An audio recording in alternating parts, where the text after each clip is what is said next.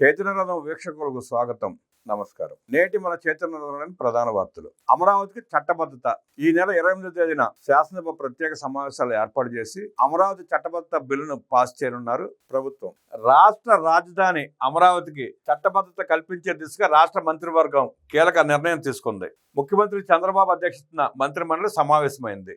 రాజధాని అమరావతికి చట్టబద్ధత కల్పిస్తూ ఏపీ పునర్విభజన చట్టం 2014లోని సెక్షన్ 5ను సవరించాల్సిందిగా మంత్రివర్గం తీర్మానం చేసింది. కొత్త రాజధాని స్థానంలో అమరావతిని చేర్చాల్సిందిగా ప్రభుత్వం భావిస్తోంది. అంతేకాకుండా నీరుకొండలో ఎస్ఆర్ఎం యూనివర్సిటీ 60 మీటర్ల ఎత్తు వరకు అకాడమిక్ భవనాల నిర్మాణానికి కేబినెట్ అనుమతి ఇచ్చింది. మంత్రిమండలి ఆమోదించిన సమావేశ వివరాలు సమాచార పౌర సంబంధాల శాఖ మంత్రి కొలుసు పాదసారథి బ్రీఫింగ్ ఇచ్చారు.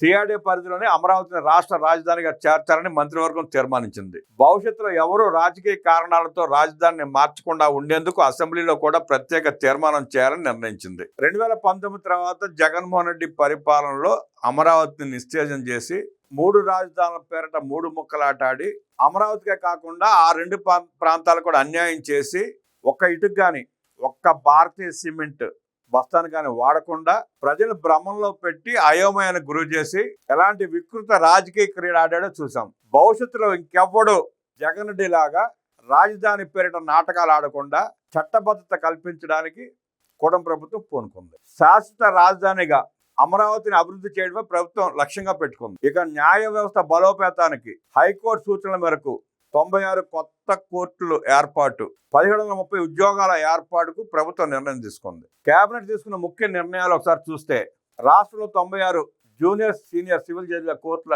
ఏర్పాటుకు నిర్ణయం. వడ్డెర సంఘాలకు ప్రాధాన్య క్రమంలో ఖనిజ లీజులపై కేటాయింపులపై చర్చ. ఖనిజ లీజుల కేటాయింపులో ప్రీమియం సీనియరైజుల్లో 50% రాయితీ. కుప్పం బాలికల పాఠశాలలో పీఈటీ నర్స్ రికార్డ్ అసిస్టెంట్ల పోస్టుల భర్తీకి ఆమోదం. 2025-26 ఆర్థిక సంవత్సరానికి ఆస్తి పన్ను బకాయిలపై వడ్డీ మాఫీ. జల వనరుల శాఖలో వివిధ ప్రాజెక్టుల ఆధునీకరణ మరమ్మతులకు పరిపాలన అనుమతులు. వివిధ సంస్థలకు భూ కేటాయింపులపై నిర్ణయం తీసుకున్న మంత్రివర్గం. ఎలక్ట్రిక్ ఛార్జింగ్ స్టేషన్లు ఏర్పాటు చేయాలని మంత్రివర్గం నిర్ణయం తీసుకుంది. యువగళం పాదయాత్రలో ఇచ్చిన హామీలన్నీ ఒక్కొక్కటిగా సాకారం చేస్తున్నారు మంత్రి నారా లోకేష్. తాము కులవృత్తి చేసుకుని జీవనోపాధి పొందేందుకు ప్రభుత్వ కొండ పోరంబోకు భూముల్లో మైనింగ్ లీజులు ఇవ్వాల్సిందిగా యువగళం పాదయాత్ర సందర్భంగా నారా లోకేష్ను కోరారు వడ్డెర సంఘ నాయకులు. వారికి ఇచ్చిన మాట ప్రకారం వడ్డెరలకు మైనింగ్ లీజులు ఇచ్చే అంశాన్ని మంత్రి లోకేష్ తాజాగా మంత్రివర్గం ముందుంచారు. వడ్డెర సోదరుల సామాజిక ఆర్థిక స్థితిగతులు పెంచడానికి వడ్డెర సొసైటీలకు మైనింగ్ లీజులను కేటాయిస్తూ కేబినెట్ నిర్ణయం తీసుకుంది. మార్కాపురం జిల్లాలో బస్సు ప్రమాద సంఘటనలో మృతి చెందిన వారికి 5 లక్షల రూపాయల ఎక్స్గ్రేషియా ప్రకటించింది ప్రభుత్వం. ఈ ఘటనలో తీవ్రంగా గాయపడిన వారికి 2 లక్షల రూపాయలు పరిహారం ప్రకటించారు చంద్రబాబు నాయుడు. బాధిత కుటుంబ సభ్యులకు తమ ప్రగాఢ సానుభూతిని వ్యక్తం చేసింది మంత్రిమండలి. తొలుత ప్రమాద ఘటనలు తెలుసుకున్న చంద్రబాబు నాయుడు తీవ్ర దిగ్భ్రాంతికి గురయ్యారు. ఇలాంటి ఘటనలు పునరావృతం కాకుండా చర్యలు చేపట్టాల్సిందిగా ఆర్టీఏ రెవెన్యూ అధికారులను ఆదేశించారు ముఖ్యమంత్రి.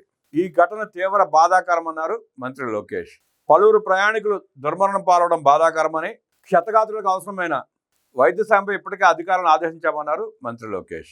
మృతుల కుటుంబాలకు అన్ని విధాలుగా అండగా ఉంటామని, క్షతగాత్రులు త్వరగా కోలుకోవాలని కోరుకుంటున్నా అన్నారు నారా లోకేష్. ఇక Arcelor Mittal Nippon steel plant ఉత్తరాంధ్రకు వరమని ఉత్తరాంధ్ర ప్రజలు అంటా ఉంటే అపరిచితుడులా ద్విపాత్రాభినయం చేస్తున్నాడు జగన్మోహన్ రెడ్డి. అనకాపల్లికి అసలు స్టీల్ ప్లాంట్ రానే రాదు అంటున్నాడు ఒకసారి జగన్ రెడ్డి, మరొకసారి అసలు అరెసల్ స్టీల్ ప్లాంట్ తెచ్చిందే నేను అంటాడు. ద్వంద్వ వైఖరి. ఏ రోటికాడ పచ్చడి ఆ రోటికాడే. ఒకరోజు చెప్పిన అబద్ధం రెండో రోజు మర్చిపోయి ఇంకొక అబద్ధం చెప్తున్నాడు. ఎవరికైనా నిజం చెప్తే ఆ నిజం శాస్త్రం గుర్తుండిపోతుంది. ప్రతిరోజు ప్రతిదీ అబద్ధం చెప్పేవాడికి అబద్ధం గుర్తుండదు. చెప్పిన అబద్ధం చెప్పకుండా చెప్తున్నాడు జగన్ రెడ్డి. ఎప్పుడో 2021లో దావోస్లో ఆదిత్య నన్ను కలిశాడు. ఆ రోజే మాకు ఒప్పందం కుదిరింది, దాని ఫలితమే ఇవాళ శంకుస్థాపన అంటాడు. 21 కోట్లలో ఎంఓఏ అయితే 26 శంకుస్థాపన జరగడం ఏంటి? 22, 23, 24, 25 నువ్వే ఉన్నావు కదా, ఎందుకు చేయలేకపోయావు శంకుస్థాపన? పోనీ ఆ ఎంఓఏ కాపీ బయట పెట్టు. దిగజారుడు రాజకీయాలకు అలవాటు పడిపోయిన జగన్మోహన్ రెడ్డి క్రెడిట్ చోరీ చేస్తూ అలా రాజకీయ పబ్బం గడుపుకుంటున్నాడు. నువ్వు ఏం చేసావో రాష్ట్ర ప్రజలకు బాగా తెలుసు, నీ కార్యకర్తలకు అంతకంటే బాగా తెలుసు. నువ్వు ఎంత దిగజారుడు రాజకీయం చేస్తున్నావో ప్రజలకు స్పష్టంగా అర్థమయ్యాకే నిన్ను ఎత్తి కొదేసి 11కు పరిమితం చేశారు. ఆ దెబ్బ తట్టుకోలేక నువ్వు ఎలహంక పారిపోయావు. మళ్ళీ వీకెండ్ పాలిటిక్స్ చేయడానికి రాష్ట్రానికి వచ్చి అబద్ధాలు, అవాకులు, చవాకులు. కొంచెం బుర్ర ఉన్నవాడు మాట్లాడే మాట్లాడితే బాగుండదు జగన్ రెడ్డి అంటున్నారు ప్రజలు. ప్రజల గుండెల్లో ఎన్టీఆర్ పదిలం అన్నారు భువనేశ్వరి. 4.5 దశాబ్దాలుగా పార్టీ ఇవాళకి అధికారంలో ఉండి ప్రజా సంక్షేమ కార్యక్రమాలు చేస్తూ బడుగు బలహీన వర్గాలకి అండగా నిలబడుతోందంటే ఆనాడు అన్నగారు పెట్టిన తెలుగుదేశం పార్టీ వల్లే. ఆయన ఎప్పుడు తెలుగు ప్రజల గుండెల్లో చిరస్థాయిగా నిలిచిపోయే ఉంటారు. కుప్ప నియోజకవర్గం 4 రోజుల పర్యటనలో భాగంగా నారా భువనేశ్వర్ గారు 3వ రోజు పర్యటిస్తూ పలు అభివృద్ధి కార్యక్రమాలకు శంకుస్థాపన చేశారు. అన్నా క్యాంటీన్ ఓపెన్ చేశారు. స్థానిక మహిళలతో సమావేశమవుతూ వారితో సంభాషిస్తూ కుప్ప నియోజకవర్గంలో చంద్రబాబు నాయుడు గారు ముఖ్యమంత్రి అయిన తర్వాత జరిగిన అభివృద్ధి కార్యక్రమాలు, జరగబోయే అభివృద్ధి కార్యక్రమాల గురించి చర్చ జరిపారు. రామకుప్పం మణేంద్రంలో ఎన్టీఆర్ విగ్రహాలను ఆవిష్కరించారు భువనేశ్వరి. శాంతిపురంలో అన్నా క్యాంటీన్ ప్రారంభించారు నారా భువనేశ్వరి. శివపురంలో బ్రేక్ఫాస్ట్ మీటింగ్లో మహిళలతో కలిసి పాల్గొన్నారు. రైతన్నల సంక్షేమమే లక్ష్యం, మరింత అంకిత భావంతో పనిచేస్తా అన్నారు మంత్రి కింజరాపు అచ్చెన్నాయుడు. అచ్చెన్న పుట్టినరోజు సందర్భంగా మంత్రుల సమక్షంలో పుట్టినరోజుల వేడుకలు జరుపుకున్నారు అచ్చెన్నాయుడు. ముఖ్యమంత్రి చంద్రబాబు నాయుడు గారు స్వయంగా కేక్ కట్ చేసి అచ్చెన్నకి కేక్ తినిపించి పుట్టినరోజు శుభాకాంక్షలు తెలియజేశారు. నటసింహం లెజెండ్ బాలయ్యకు ఢిల్లీలో ముఖ్యమంత్రి రేఖా గుప్తా చేతుల మీదుగా ఇంటర్నేషనల్ ఫిల్మ్ ఫెస్టివల్లో లైఫ్ టైం అచీవ్మెంట్ అవార్డు అందుకున్నారు. కళామ తల్లి గర్వపడే విధంగా అటు కళారంగం, ఇటు సినీ రంగం, మధ్యలో రాజకీయ రంగంలో కూడా తనదైన ముద్ర వేసుకున్నారు బాలయ్య. సినీ నటుడిగా, సమాజ సేవకుడుగా ఈ ప్రతిష్టాత్మక అవార్డు గౌరవ మైలురాయి.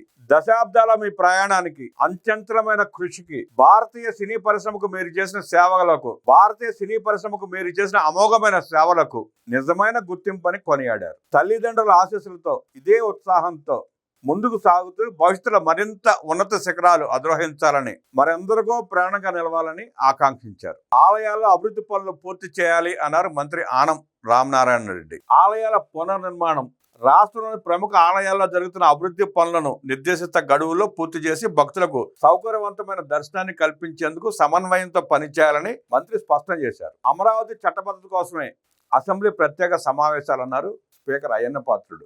అమరావతికి పూర్తి స్థాయి చట్టబద్ధత కల్పించే దిశగా కీలక అడుగు పడిందని స్పీకర్ అయ్యన్న పాత్రుడు తెలిపారు. రాజధాని అమరావతి చట్టబద్ధత కోసమే ప్రత్యేక సమావేశం నిర్వహిస్తున్నామని అన్నారు. మార్చి 28వ తేదీ ఉదయం 11 గంటలకు అసెంబ్లీ ప్రత్యేక సమావేశం జరగనుందని చెప్పారు. మార్చి 28వ తేదీన 11 గంటలకు జరగబోయే అసెంబ్లీ ప్రత్యేక సమావేశాలకి 11 మంది వైఎస్ఆర్ కాంగ్రెస్ పార్టీ ఎమ్మెల్యేలు వస్తారా రారా అని చూద్దాం. టీడీపీ కార్యకర్తలకు శిక్షణా తరగతులు. తెలుగుదేశం పార్టీ రాష్ట్ర అధ్యక్షులు పల్లా శ్రీనివాసరావు యాదవ్ మంగళగిరి తెలుగుదేశం పార్టీ కేంద్ర కార్యాలయంలో నిర్వహించిన కార్యకర్తల శిక్షణా తరగతుల కార్యక్రమంలో పాల్గొన్నారు. బూత్ స్థాయి నుంచి పార్టీని బలోపేతం చేయాలని పిలుపునిచ్చారు. క్షేత్రస్థాయిలో నిజాయితీగా పనిచేసే వారికి తప్పకుండా గుర్తింపు లభిస్తుందని తెలిపారు. తాప్సీ ఉపాధ్యాయుకి మంత్రి సత్యకుమార్ యాదవ్ అభినందనలు తెలిపారు. దేశవ్యాప్తంగా ఆరోగ్య చైతన్యం కోసం కృషి చేస్తున్న యువతి తాప్సీ ఉపాధ్యాయను సత్కరించి అభినందించారు. మేరట్ నుంచి mission healthy Bharat obesity Mukt Bharat బైక్పై యాత్ర మార్చి 9, 2025ను ప్రారంభించారు తాప్సీ ఉపాధ్యాయ. ఇప్పటి వరకు సుమారు 17,400 కిలోమీటర్ల ప్రయాణం పూర్తి చేశారు. ఇప్పటి వరకు 500 విద్యా సంస్థలు అవగాహన కార్యక్రమాలు నిర్వహించారు. లక్ష్యంగా పెట్టుకున్న 28 రాష్ట్రాలలో 16 రాష్ట్రాలను విజయవంతంగా పూర్తి చేసినట్లు మంత్రి సత్యకుమార్ యాదవ్కు ఆమె వివరించారు. Save the nation Swasth Bharat అనే లక్ష్యంతో బైక్పై దేశమంతా పర్యటిస్తున్న ఈ యాత్ర మంచి రీతిలో కొనసాగాలని, యువత ప్రజల ఆరోగ్యంపై చైతన్యం మరింత పెరగాలని సత్యకుమార్ యాదవ్ ఆకాంక్షించారు. ఇక పారిశ్రామికవేత్తలుగా వడ్డేర్లు, వారికి ఆర్థిక సామాజిక భరోసా కల్పించే లక్ష్యంగానే ప్రభుత్వం చర్యలు. సొసైటీలకు మైనింగ్ లీజులో 15% వారికి కేటాయింపు, సీనరేజీలో కూడా వారికి 50% మినహాయింపు అన్నారు మంత్రి సవిత. రాజధాని అమరావతిపై మీ డ్రామాలు ఇక ఆపండి అంటూ వార్నింగ్ ఇచ్చారు మంత్రి కొల్లు రవీంద్ర.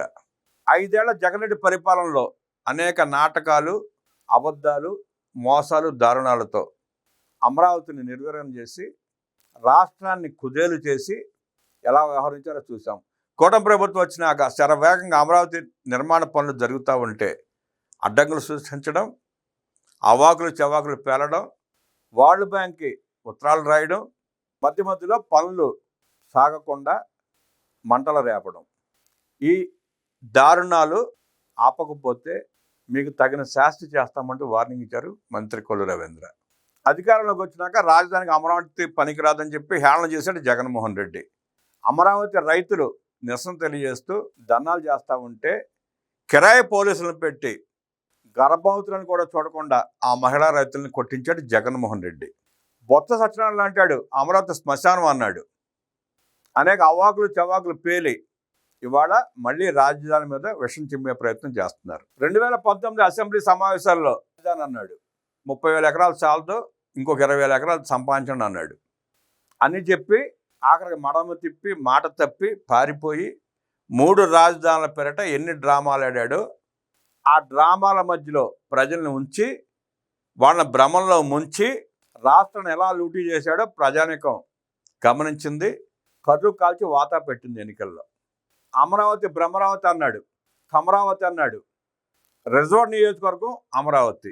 రిజర్వ్ నియోజకవర్గం ఎందుకు చేస్తారు? ఎస్సీ ఎస్టీ మైనారిటీలు అధికంగా ఉండబట్టే అది రిజర్వ్డ్ అయింది సీటు. అలాంటి సీట్ను కూడా రాష్ట్ర ప్రజల్లో విద్వేషాన్ని నింపే ప్రయత్నంలో భాగంగా, ఒక వర్గం మీదకి ఉసుకొల్పే భాగంగా వాళ్ళని ఉసుకొల్పుతూ వాళ్ళని రెచ్చగొట్టి అమరావతి భ్రమరావతి అంటూ అసత్యాలు ప్రచారం చేస్తూ ఆ ముసుగులో రాష్ట్రాన్ని దోచేసుకున్నాడు జగన్ రెడ్డి. బకాసురుడు బళ్ళక బళ్ళు ఫుడ్ తిన్నట్టు జగన్ రెడ్డి అమరావతి అంశాన్ని అడ్డం పెట్టుకుని రాష్ట్రాన్ని లూటీ చేసి రూటింగ్ చేసుకున్నాడు. లక్షల కోట్ల రూపాయలు తరలించేసాడు రాష్ట్రం నుంచి. 5 ఏళ్ళు ముఖ్యమంత్రిగా పనిచేసి రాష్ట్రానికి పైసా తీసుకురాకపోగా రాష్ట్ర సంపదని లక్షల కోట్ల రూపాయలని లూటీ చేసి విదేశాలకు రూటింగ్ చేసుకున్నాడు. అలాంటి దుర్మార్గుడి పార్టీలో పనిచేస్తున్న కొంతమంది దండుపాలెం బ్యాచ్ సన్నాసులు మళ్ళీ అమరావతి మీద విషం కక్కుతున్నారు. నిస్సందేహంగా అమరావతి ద్రోహి జగన్ రెడ్డే. నాడు అమరావతిలో దాష్టికాలు చేసి దారుణాలు చేపించి మళ్ళీ ఇవాళ అమరావతికి మద్దతు అంటూ నంగి మాట్లాడుతున్నారు. ఇప్పుడు అమరావతికి మద్దతు తెలకపోతే ఎక్కడ మెట్టుతో కొడతారో ప్రజలని భయపడి వణికిపోతా అమరావతికి మద్దతు తెలపాల్సిన పరిస్థితిలో పడ్డారు వైసీపీ నాయకులు. రాష్ట్రంలో ఉన్న 27,500 మంది విఏఓలకు స్మార్ట్ ఫోన్ల పంపిణీ చేస్తామన్నారు మంత్రి కొండపల్లి శ్రీనివాస్. గ్రామీణ పేదరిక నిర్మూలన లక్ష్యంగా పనిచేస్తున్న కూటమి ప్రభుత్వం రాష్ట్ర వ్యాప్తంగా ఉన్న గ్రామ సంఘ సహాయకులకు స్మార్ట్ ఫోన్లు పంపిణీ చేయాలని నిర్ణయం తీసుకున్నట్లుగా మంత్రి కొండపల్లి శ్రీనివాస్ తెలిపారు. 2.5 దశాబ్దాల క్రితమే చంద్రబాబు నాయుడు ముఖ్యమంత్రిగా ఉన్నప్పుడే వెలుగు పథకం ద్వారా ఇళ్లలో వెలుగులు నింపేందుకు డ్వాక్రా సంఘాలు ఏర్పాటు చేశారని ఈ సందర్భంగా మంత్రి కొండపల్లి శ్రీనివాస్ గుర్తు చేశారు. నాడు చంద్రబాబు నాయుడు మదిలో మెదిలిన ఈ పథకం ద్వారా గ్రామాల్లో 90 లక్షల మంది మహిళలు 8,32,000 స్వయం సహాయక సంఘాల గ్రూపుల్లో సభ్యులుగా చేరి స్వయం కృషితో ఎదుగుతున్నారని, బంగారు భవితకు అంబేద్కర్ గురుకులాలు ఉన్నాయన్నారు మంత్రి డాక్టర్ డోలా బాల వీరాంజనేయ స్వామి. అంబేద్కర్ గురుకులాల్లో 5వ తరగతి జూనియర్ ఇంటర్ ప్రవేశ పరీక్షా ఫలితాలు సచివాలయంలో మంత్రి విడుదల చేశారు. 2026-27 విద్యా సంవత్సరానికి 5వ తరగతిలో ఖాళీగా ఉన్న 15,020 సీట్లు, జూనియర్ ఇంటర్లో ఖాళీగా ఉన్న 13,840 సీట్లు మార్చి 1వ తేదీన పరీక్షలు నిర్వహించారు. వీటితో పాటు 6, 7, 8, 9, 10 తరగతుల్లో ఖాళీలకు మార్చి 8న పరీక్షలు నిర్వహించారు. 5వ తరగతి నుంచి ఇంటర్మీడియట్ వరకు ప్రవేశాల కోసం మొత్తం 1,15,313 మంది విద్యార్థులు దరఖాస్తు చేసుకోగా 1,01,799 మంది విద్యార్థులు పరీక్షకు హాజరయ్యారు. చంద్రబాబు నాయుడు ముఖ్యమంత్రి అయ్యాకే స్టీల్ ప్లాంట్కు ఆమోదం అన్నారు తెలుగుదేశం పార్టీ జాతీయ అధికార ప్రతినిధి Kommareddy Pattabhiram. RSL Mittal Nippon steel plant రాదని గతంలో ఎగతాళి చేస్తున్న జగన్మోహన్ రెడ్డి శంకుస్థాపన కాగానే మాదే క్రెడిట్ అంటూ క్రెడిట్ చోరీ చేసే ప్రయత్నం చేస్తున్నారంటూ తీవ్రంగా విమర్శించారు పట్టాభిరామ్. ఉన్న కంపెనీలను రాష్ట్రం నుంచి తరిమేసిన చరిత్ర మీది.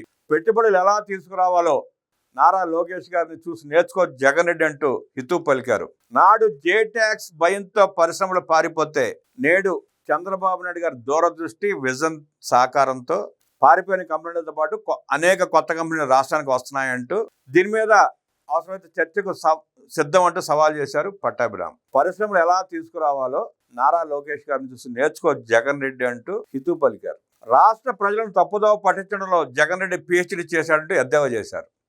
ప్రజల్ని ముంచడానికి, ప్రజల్ని నమ్మించి మోసం చేయడానికి, రాష్ట్రాన్ని లూటీ చేయడానికి మాత్రమే జగన్ రెడ్డి ముఖ్యమంత్రి అయ్యాడు తప్ప ఈ రాష్ట్ర ప్రయోజనాలు కాపాడటంలో కానీ, రాష్ట్రానికి పెట్టుబడులు తీసుకురావడంలో కానీ, యువతకు ఉద్యోగాలు కల్పించడంలో కానీ జగనుడు పూర్తిగా విఫలమయ్యాడంటూ మండిపడ్డారు కొమారెడ్డి. కోదండరాముడి బ్రహ్మోత్సవాలకు అంకురార్పణం. నేడు ఒంటిమిట్టలో ధ్వజారోహణ. రాష్ట్ర ప్రజలకు మంత్రి శ్రీ ఆనం రామనారాయణ రెడ్డి శ్రీరామనవమి శుభాకాంక్షలు తెలిపారు. కూటమి ప్రభుత్వం వచ్చిన తర్వాత, చంద్రబాబు నాయుడు గారు ముఖ్యమంత్రి అయిన తర్వాత అప్పటి నుంచి ట్రూ డౌన్ ఛార్జీలను చేసి ప్రజలపై విద్యుత్ భారం పడకుండా, విద్యుత్ ఛార్జీలు పెంచకుండా భవిష్యత్తులో కూడా పెంచమని చెప్పి నిర్ణయం తీసుకుని ప్రకటించిన నేపథ్యంలో విద్యుత్ లోటు 16,000 కోట్ల రూపాయలు రాష్ట్ర ప్రభుత్వం భరిస్తోందని తెలిపారు ఏపీటీడీసీ చైర్మన్ నూకసాని బాలాజీ.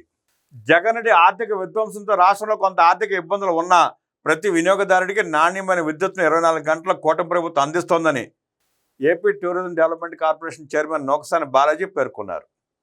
2026-27 ఆర్థిక సంవత్సరానికి వర్తించే 15,790 కోట్ల రూపాయల విద్యుత్ టారిఫ్ను రాష్ట్ర విద్యుత్ నియంత్రణ మండలి ప్రతిపాదించగా ఆ భారం ప్రజలపై వేయకుండా ప్రభుత్వమే భరిస్తుందని వివరించారు.